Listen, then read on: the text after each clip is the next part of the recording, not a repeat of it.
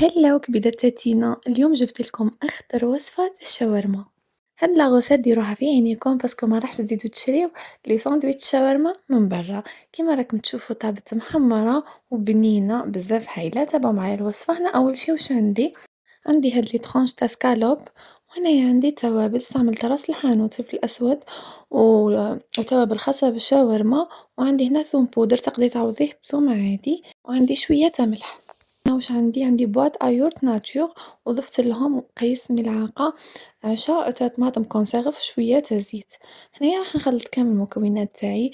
انتي من الاحسن تخليهم يقعدوا 5 ساعات باش ياخدوا هذيك البنة تاع لي زيبيس وهذوك المكونات اللي حطيتيهم. كيما راكم تشوفوا هنايا بعد ما خليتهم قعدوا 5 ساعات، أنا راح نجيب مول هذاك الاول يكون صغير، ومول تحته يكون شوي كبير عليه. هذاك المول الصغير واش راح نستف فيه هادوك لي طرونش تاع سكالوب تاعي، ونرصهم يعني بالفورشات، نرصهم تماما يعني مليح بهاد الطريقة. من بعد حبيباتي كيما راكم تشوفوا بعد ما رصيتهم بيا راح نحط هادوك التوابل، يعني متخليش هادوك التوابل تاعك يضيعوا طبعا. من بعد هنا واش راح ندير، راح نجيب عيدان تاع شوا. هادوك العواد تاع شوا ما تستعمليش تاع الحديد، نفضل استعملي هادوما لي كيما هكا. هنايا كيما راكم تشوفوا قطعتهم باش كي ندخلهم للفرن ما يديرونجيونيش من بعدها.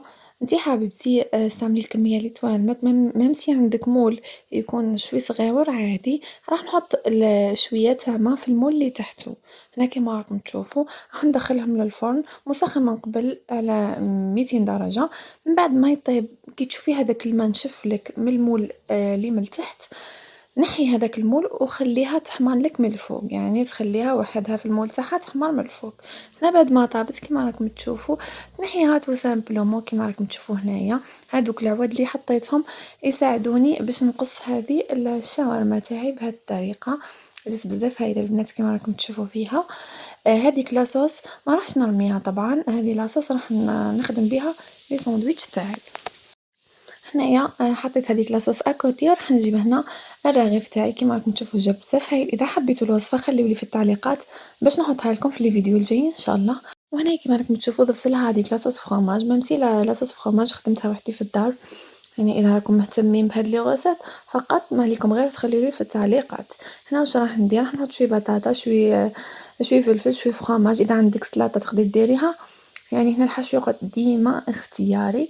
انا حبيبتي بعد ما هذاك لي ساندويتش تاعي عمرتهم كامل راح نبريسيهم بالطريقه يعني العاديه كما راكم تشوفوا. وهذه لي ساندويتش تاعنا، شوفوا لي النتيجه يجي فريمون ما شاء الله. يعني لازم هاد الوصفه تجربوها، وخليوا لي تطبيقاتكم في لاباج تاعي في الفيسبوك ولا في الانستغرام.